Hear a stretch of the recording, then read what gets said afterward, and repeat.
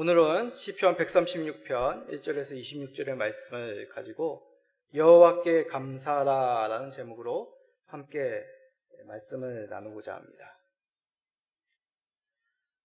신앙이란 사전적인 의미로 믿음의 대상을 굳게 잡고 그 가르침을 지키며 이를 따르는 일을 말합니다. 그러기에 하나님에 대한 신앙을 가진다는 것은 하나님을 굳게 믿고 하나님이 가르치신 바대로 지켜나가며 살아가는 것, 그것을 바로 하나님을 믿는다, 하나님에 대한 신앙이라 할 수 있습니다. 그럼 신앙은 어떻게 가질 수 있을까요? 하나님에 대한 굳은 믿음, 그냥 생겨나는 것이 아닙니다. 하나님이 우리에게 자신을 나타내 주셔야지만 우리가 믿음을 가지게 됩니다. 그러기에 믿음은 생겨나는 것이 아니라 하나님께서 주신다라고 얘기하죠. 이것은 우리가 믿음에 대한 분량이, 믿음에 대한 역할이 없다라는 뜻이 아닙니다. 하나님께서 자신을 나타내실 때 우리의 반응, 그것이 바로 믿음이란 것입니다. 좋은 예가 바로 아브라함의 믿음입니다. 하나님께서 아브라함에게 자신의 뜻을 밝히십니다. 아브라함은 이것을 믿고 하나님 앞에 나아가는 것이죠. 하나님께서 아브라함에게 너 자손으로 언약의 백성을 세우시겠다, 아브라함을 통하여 언약의 백성을 세우시겠다라고 말씀하셨을 때, 자신의 뜻을 나타내셨을 때 아브라함이 보인 반응이 뭡니까? 믿음이란 것이죠. 창세기 15장 5절에서 6절입니다. 그를 이끌고 밖으로 나가 이르시되 하늘을 우러러 무별을 셀 수 있나 보라. 또 그에게 이르시되 네 자손이 이와 같으리라. 아브라함이 여호와를 믿으니 여호와께서 이를 그의 의로 여기시고. 하나님께서 아브라함에게 보이신 것, 바로 밤하늘의 수많은 별들입니다. 이것은 하나님 계획에 대한 일종의 십청각 자료였죠. 하나님께서 밤하늘의 그 수많은 별들을 아브라함에게 보이시고 믿음의 자손은 이 별과 같이 편만하게 하겠다라고 말씀하셨습니다. 이것이 바로 아브라함에게 보이신 하나님의 뜻이죠. 아브라함은 그 본 하늘의 별, 하나님의 말씀을 통하여 하나님의 약속을 믿었습니다. 하나님께서 자신의 뜻을 나타나심에 대한 아브라함의 반응이 뭡니까? 믿음이라는 것이죠. 만약 하나님께서 자신의 뜻을 나타내시지 않았다면 아브라함은 결코 믿음을 가질 수가 없었습니다. 그러므로 신앙은 하나님께서 자신을 나타내신 바 그 바탕으로 삼아야 되는 것이 우리의 믿음입니다. 결코 내가 믿고 싶은 바를 믿는 것이 그게 믿음이 아닙니다. 그게 신앙이 아니죠. 하나님을 마치 마법의 램프처럼, 지니처럼 나의 소원에 응답하시는 분으로 생각해서는 곤란하다는 것입니다. 하나님께서 자신을 나타내시는 바대로, 그 뜻을 이끄시는 바대로 우리는 그 바탕을 하여 신앙을 가져야 되는 것이죠. 그럼 이런 질문을 해야 됩니다. 하나님께서 그러면 자신을 어떻게 나타내셨습니까? 하나님께서 자신이 누구신지 그것을 기록한 것이 바로 성경입니다. 하나님께서 자신의 백성들에게 어떤 분으로 나타내셨는지를 성경에 낱낱이 기록하신 것이죠. 이는 구약의 이스라엘이나 신약시대의 교회의 성도들이나 모두 같은 의미입니다. 오늘 읽은 이 시편 136편도 살펴보면 하나님께서 행하신 일들에 대한 말씀입니다. 하나님께서 예전에 그 백성들에게 어떻게 행하셨는지 그 일들을 기억하여 앞으로 하나님에 대하여 어떠한 반응을 가지고 살아야 된다. 이것이 바로 시편 136편에 담겨 있는 내용이란 것이죠. 특별히 오늘은 추수감사주일입니다. 추수감사주일은 미국 청교도들의 신앙 속에서 유래되었습니다. 그 의미는 1년 동안 하나님께서 베푸신 은혜를 기억하며 하나님께 감사함입니다. 그러나 하나님께 감사함의 본래적인 의미는 우리에게 베푸신 은혜, 우리의 삶을 1년 동안 잘 선하게 이끄셨기 때문에 감사한다. 이것은 참된 감사의 의미에 못 미치는 것입니다. 우리에게 하나님 자신을 어떻게 나타나셨기에 우리는 하나님께 감사해야 되는 걸까요? 오늘 말씀을 통해 살펴보기를 원합니다. 그러므로 하나님께 중심을 담아 하나님께 진정한 감사를 올려드리는 우리 모든 성도님 되시기를 간절히 축복드립니다. 자, 먼저 주의 백성들이 하나님께 감사한 것, 하나님이 선하시고 유일하신 창조주가 되시기 때문이라 합니다. 자, 한번 다 같이 따라해 볼까요? 하나님은 선하시고 유일하신 창조주가 되시기 때문입니다. 이는 이스라엘 주변의 민족들, 여러 이방 민족들이 섬기는 신과는 구별된 모습입니다. 대표적으로 바알, 아세라, 애굽의 라라고 하는 태양신, 다곤, 몰렉, 성경에 나오는 여러 우상 신들이죠. 그 신의 모습은 하나같이 기괴하고 탐욕적입니다. 이방 신을 섬기기 위해서 자신의 자녀들까지도 제물을 바치는 경우가 있었습니다. 자, 이러한 이방 민족이 섬겼던 신의 모습과는 달리 우리 하나님은 어떠시라고요? 선하신 하나님이십니다. 혹 노아 시대 때 홍수 사건을 들어 구약의 하나님은 진노하시는 하나님, 심판을 즐겨하는 하나님이라고 오해하는 분들이 있습니다. 그러나 하나님은 죄가 땅에 가득하기까지 심히 기다리고 진노를 참으셨습니다. 사람들에게 돌이킬 기회를 주신 하나님이시죠. 그 가운데 노하기를 더디하시는 인애가 많으신 우리 하나님이셨습니다. 예수님께서도 하나님 아버지에 대해서 좋은 것을 주시기를 기뻐하시는 하나님이시다라고 말씀하셨습니다. 마태복음 7장 11절입니다. 너희가 악한 자라도 좋은 것으로 자식에게 줄 줄 알거든 하물며 하늘에 계신 너희 아버지께서 구하는 자에게 좋은 것으로 주시지 않겠느냐. 우리 자녀들 좋은 것 주는 부모가 좋아요. 맨날 욕하고 때리고 생각만 해도 끔찍하죠. 우리 하나님은 그의 백성들에게 좋은 것 주시기를 기뻐하시는 하나님입니다. 예수님께서는 하늘 시민이 이웃에 대하여 선해야 된다는 이유로 말씀하시며 너희들의 하나님 아버지도 좋은 것 주시는 하나님이시 아니시야. 선하신 하나님 밑에 그를 따르는 주의 백성들도 당연히 이웃에 대하여 선한 것이 하늘 시민의 모습이다 라고 말씀하셨죠. 선하신 하나님의 모습만이 있으신 것이 아닙니다.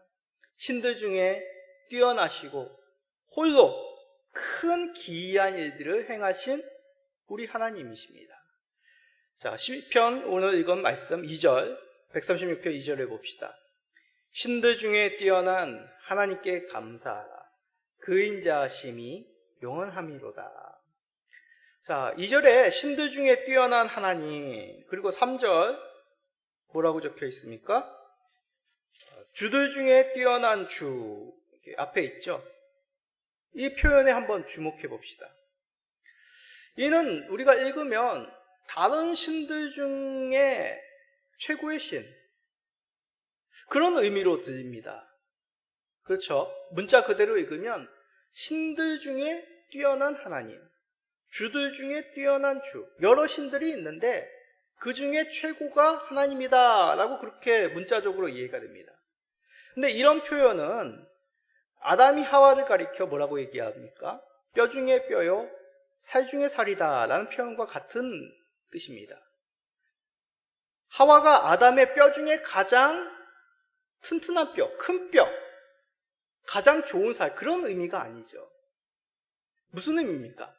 하나뿐인 나의 지체, 그 의미가 바로 뼈 중에 뼈, 살 중에 살입니다. 아무리 사자, 코끼리, 사람하고 가장 닮았다고 하는 그런 원숭이, 유인원 종류, 그러할지라도 그러한 것들이 아담의 또 다른 지체가 될 수가 있는 것이 아니죠. 하나의 지체가 되는 것이 아닙니다. 단 하나뿐이 없는 나의 또 다른 지체. 그게 바로 하와라는 것이죠. 그러기에 신들 중에 뛰어난 하나님, 주들 중에 뛰어난 주라는 것은 다른 신들이 있다는 다원주의적인 의미가 아닙니다. 단 하나이신, 단 한 분뿐인 우리 주 하나님이라는 얘기죠. 그래서 4절에 보면 홀로 큰 기이한 일들을 행하시니, 여기서 홀로라는 문구가 오히려 쉽게 이해가 됩니다. 유일하신 참 하나님이라는 얘기죠. 오직 하나님만이 홀로 유일하신 참신인데, 유일하신 하나님께서 어떠한 일들을 행하셨습니까? 큰 기이한 일들을 행하셨다는 것입니다. 그 대표적인 사건이 바로 창조의 사건이죠.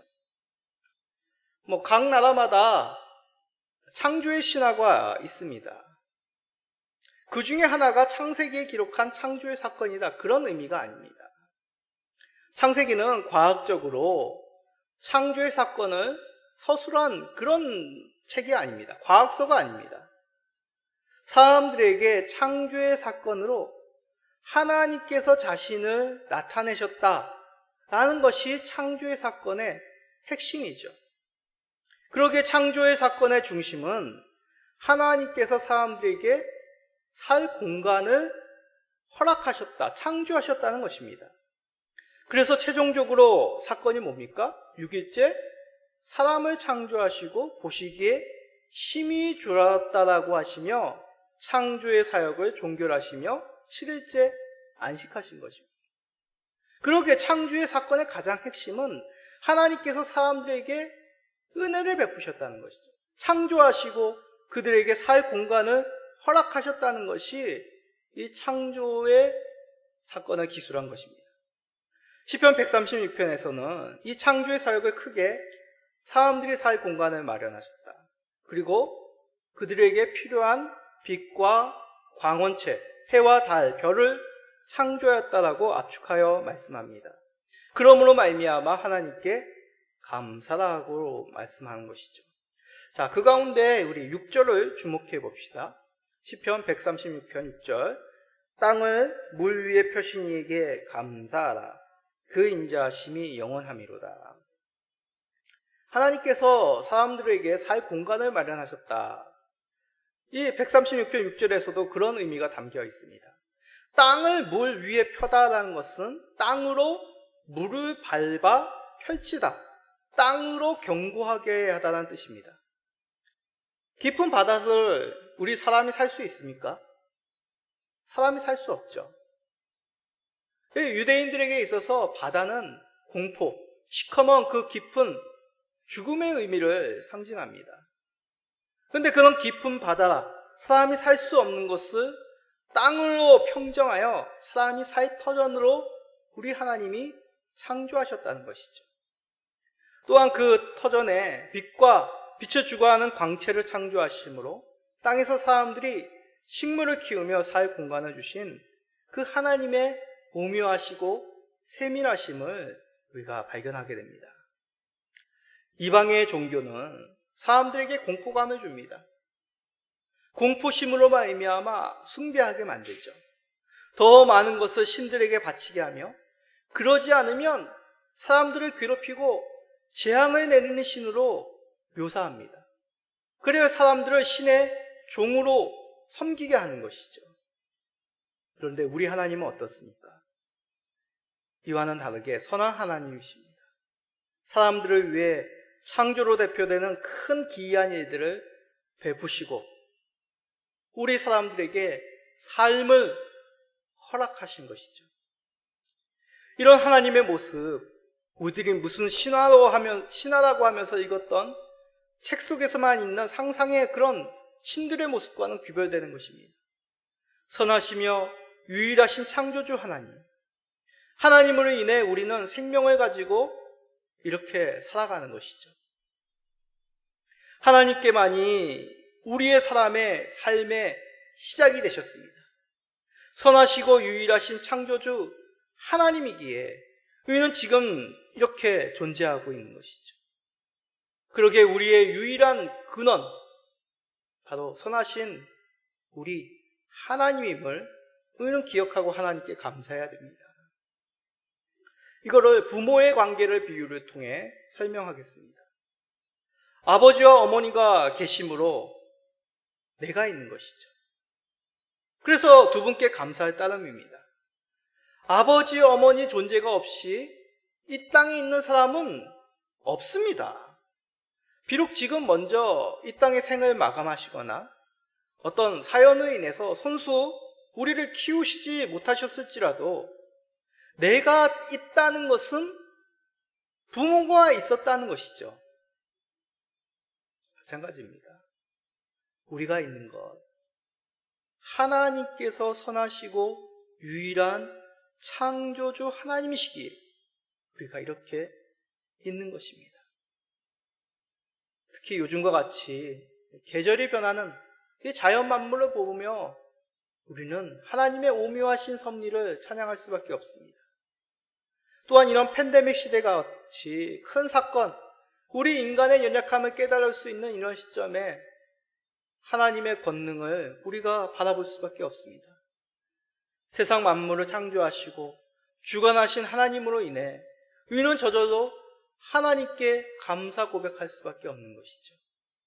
나를 창조하시지 않으셨다면 나의 삶은 없었고 우리의 삶의 터전인 이 피조세계가 없었다면 우리는 그저 떠도는 우주의 먼지에 불과하였을 것입니다. 우리의 근원이신 하나님께 감사하시는 우리 모든 성도님 되시기를 간절히 축복드립니다. 자, 이제 시편 136편, 선하시고 유일하신 창조주 하나님, 그 하나님의 베푸신 은혜, 그 정점을 우리가 살펴보겠습니다. 하나님이 베푸신 그 은혜의 정점 무엇이겠습니까? 바로 우리를 구원하심입니다.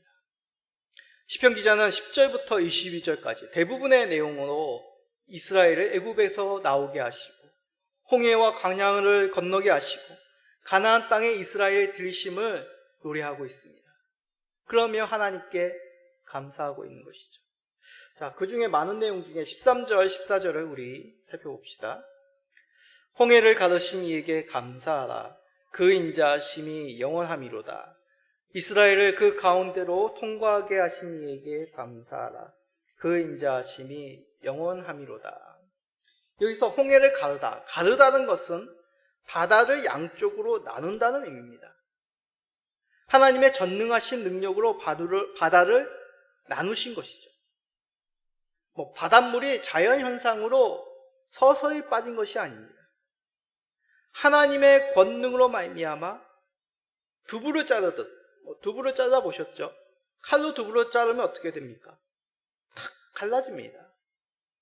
그와 마찬가지로 하나님의 권능으로 바다의 중간을 가르신 것이죠. 바다 양쪽이 벽이 되어 그 사이를 이스라엘이 마른 땅과 같이 지나갔다는 것입니다. 이것이 어떻게 가능하겠습니까? 생각해 보십시오. 하나님이 전능하시다면, 천지 만물을 창조하신 우리 주 하나님이라면 하나님께서 바다를 가르시는 것 불가능한 일이겠습니까? 가능하죠. 하실 수 있으십니다. 우리는 종종 불가능한 것 같은 그런 자연현상을 보고도 어떻습니까? 놀랍고 당혹스럽지만 눈에 보이는 실제 현상이기 때문에 시인할 수밖에 없습니다. 인정할 수밖에 없죠. 그럼 하나님께서 행하신 놀라운 이적 또한 당연한 것입니다. 우리가 놀랍고 우리의 힘으로는 도저히 행할 수 없고 자연의 이치로는 그것이 불가능하다고 생각하지만 하나님의 뜻하시고 권능을 베푸실 때 홍해는 갈라졌던 것입니다. 하나님께서 행하신 이 놀라운 이적 또한 우리가 인정해야 되는 것이죠. 그 증거가 바로 이스라엘인 것입니다.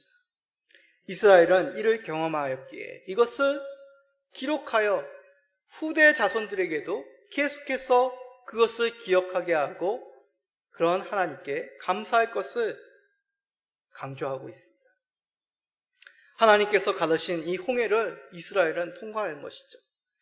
자, 14절에 통과하다는 것은 이쪽에서 저쪽으로 옮기는 것을 의미합니다.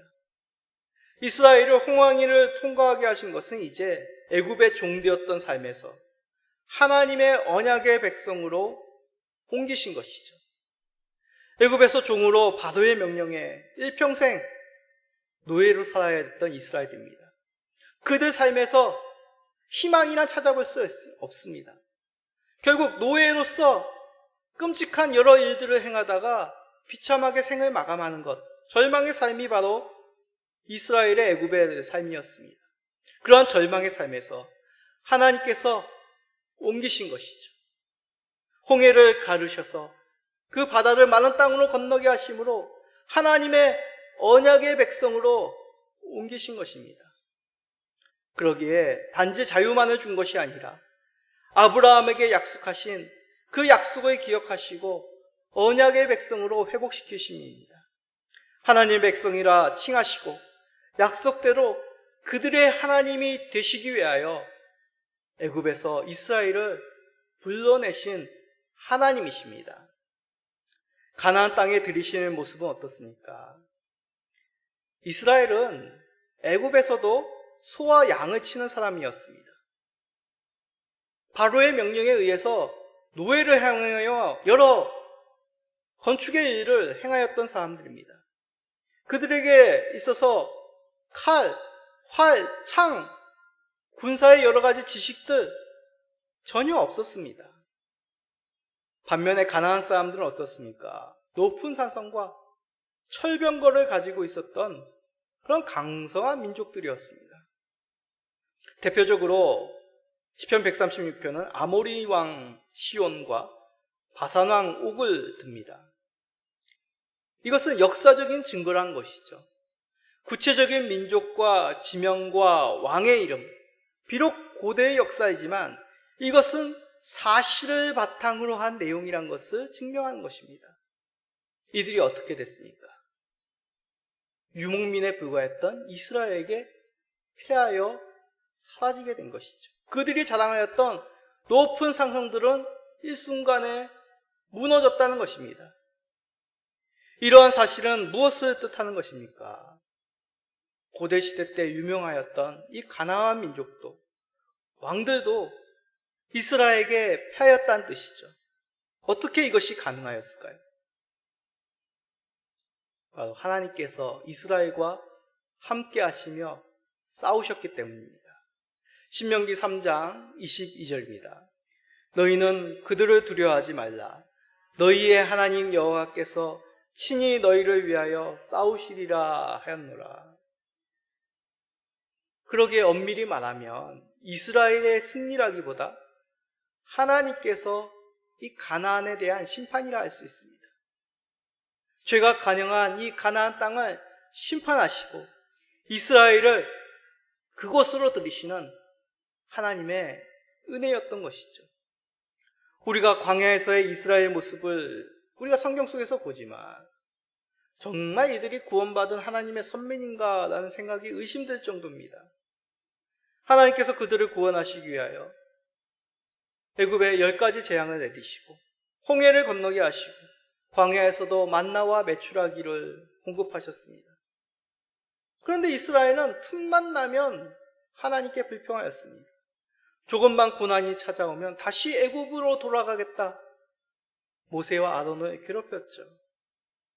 그럼에도 하나님은 그 약속대로 이스라엘을 가나안에 들이십니다.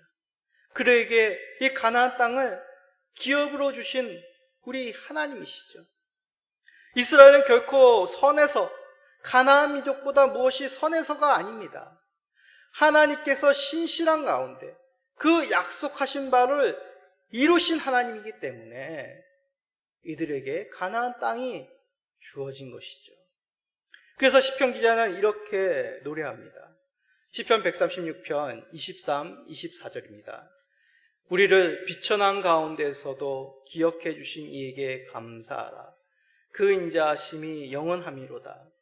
우리를 우리의 대적에게서 건지신 이에게 감사하라. 그 인자하심이 영원함이로다. 비천하다는 것은 낮은 지위로 인해 굴욕을 당하는, 욕보임을 당하는 모습입니다. 이스라엘은 애굽에서 비천한 신분이었습니다. 노예로 굴욕된 삶을 살았죠. 얼마나 굴욕된 삶을 살았는지, 가정에서 가장 아끼는 그 아기들, 남자아이들이 애굽인에 빼앗겨 죽임을 당하기까지 비참한 삶을 살았습니다. 이런 비참함 속에 이스라엘은 부르짖었죠. 그런 부르짖음을 하나님께서 들으셨다는 것입니다. 이를 23절에 기억해 주시니라고 표현한 겁니다. 기억하셨다는 것은 하나님께서 이들을 잊지 않고 은혜를 베푸셨다라는 의미입니다. 노아의 홍수 사건 속에서도 하나님께서 노아와 그의 가족과 방주 안의 모든 생명체를 기억하셨다고 말씀합니다. 창세기 8장 1절입니다. 하나님이 노아와 그와 함께 방주에 있는 모든 들짐승과 가축을 기억하사 하나님이 바람을 땅 위에 불게 하심에 물이 줄어들었고, 예전 개역 성경에는 기억하다를 이제 권념하다라는 것으로 이제 표현했습니다. 하나님께서 노아와 방주에 있는 모든 생명체를 기억하셨다는 것입니다. 이들에게 은혜를 베푸셔서 바람을 불어 땅 위에 물을 줄게 하신 것이죠. 비록 컴컴한 이 방주 안에 갇혀있는 이들일지라도 그 망망대해에 정말 한 점의 그 점과 같은, 모래와 같은, 먼지와 같은 이 방주일지라도 하나님은 그들을 기억하시고 은혜를 베푸신 우리 신실하신 하나님이셨습니다. 마찬가지입니다. 애굽에서 노예와 같이 정말 비참한 삶을 살아가는 사람 이하의 취급을 받았던 이들도 하나님이 기억하셨다는 것이죠.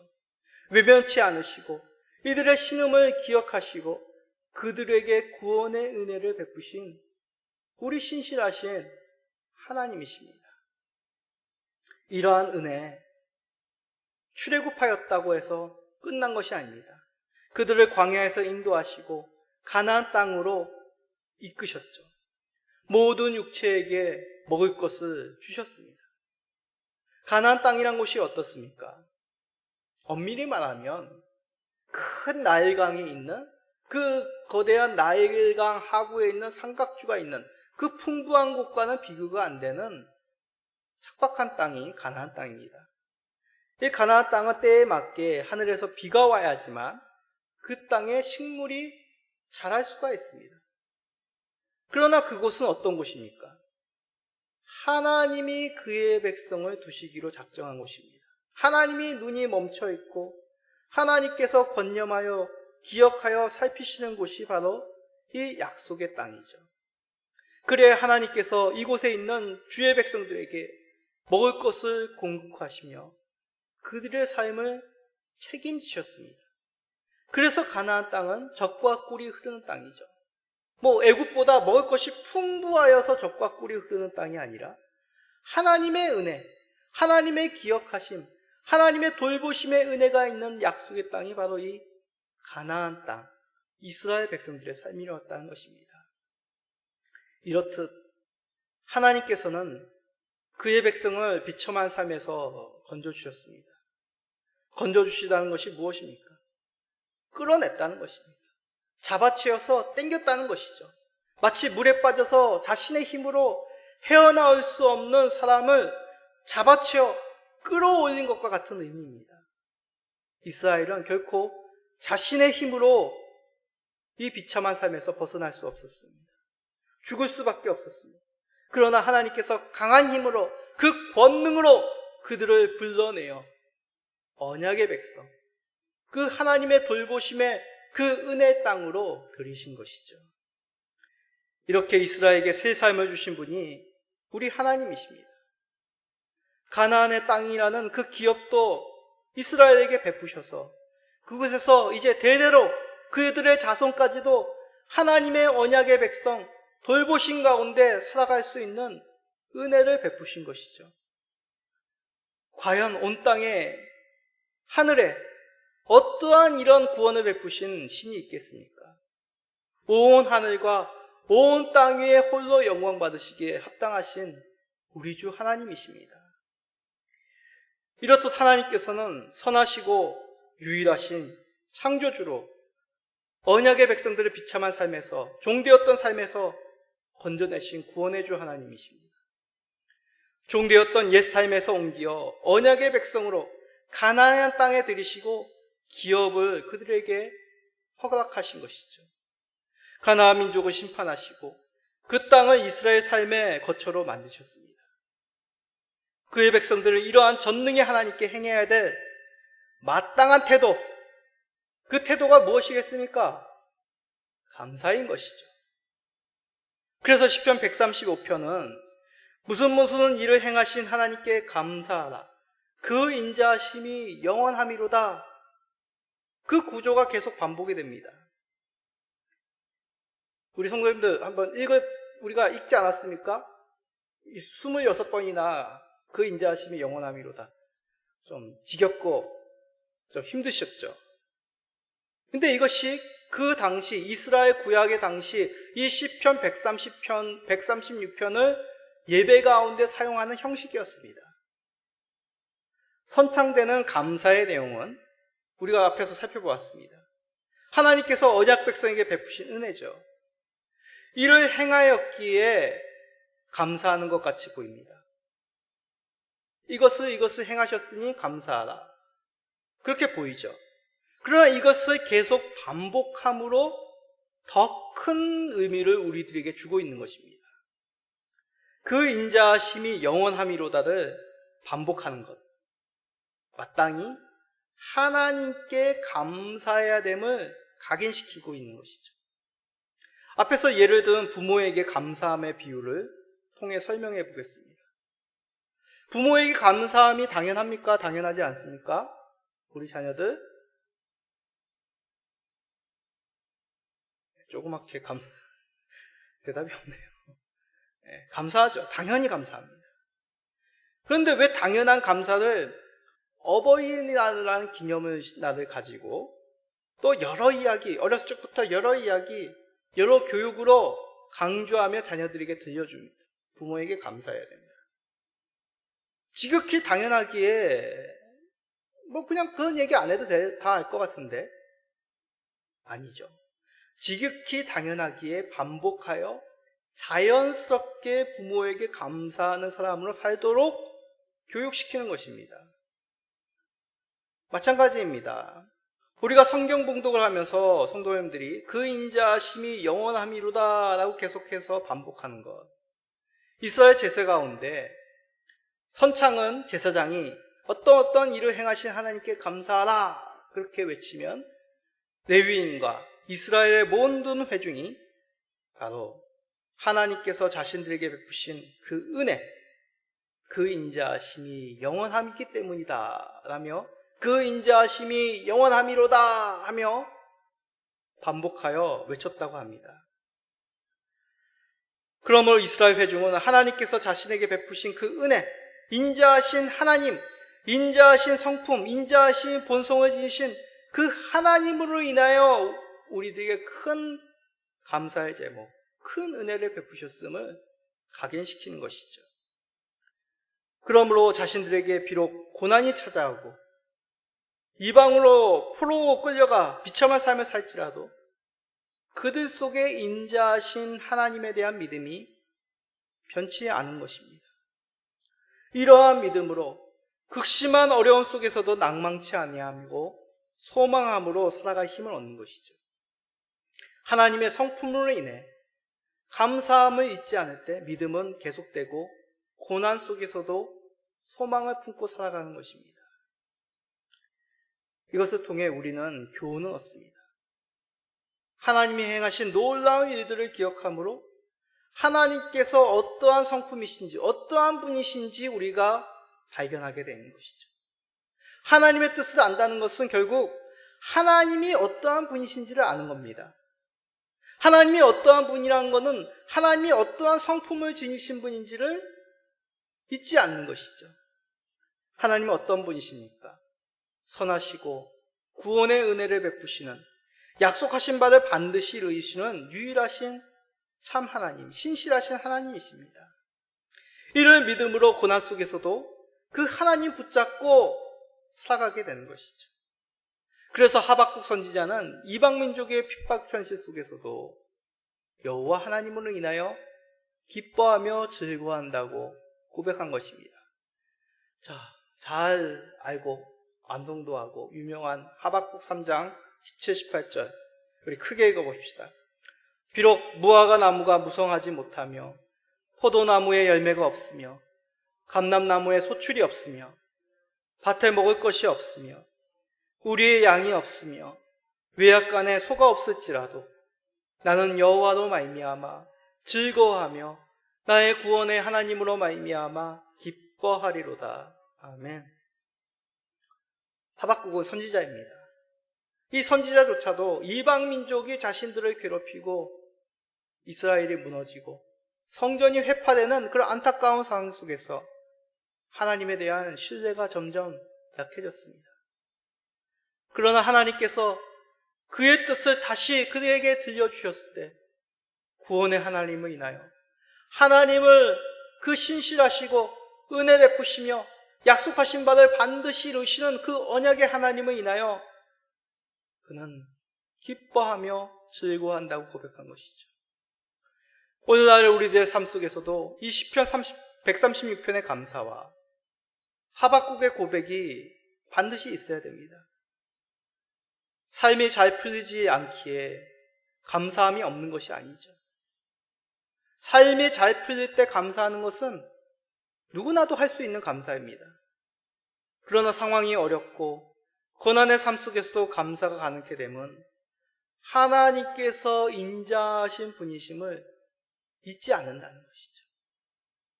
그 인자하심이 영원하신, 끊임없으신, 변함이 없으신 인자하신 우리 하나님을 믿기에 비록 지금의 삶이 공고할지라도 하나님께 감사할 수 있는 것입니다. 하나님께 창조하시고 구원하시고 은혜를 베푸심을 통해 우리는 하나님의 선하심과 인자하심을, 그 신실하신 하나님임을 잊지 말아야겠습니다.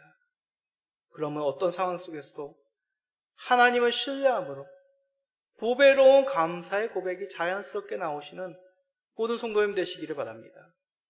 어려운 상황 속에서도 인자하신 하나님을 신뢰하며 감사함이 계속 고백되는 그런 복된 삶을 사시기를 예수 그리스도의 이름으로 간절히 축복드립니다. 아멘.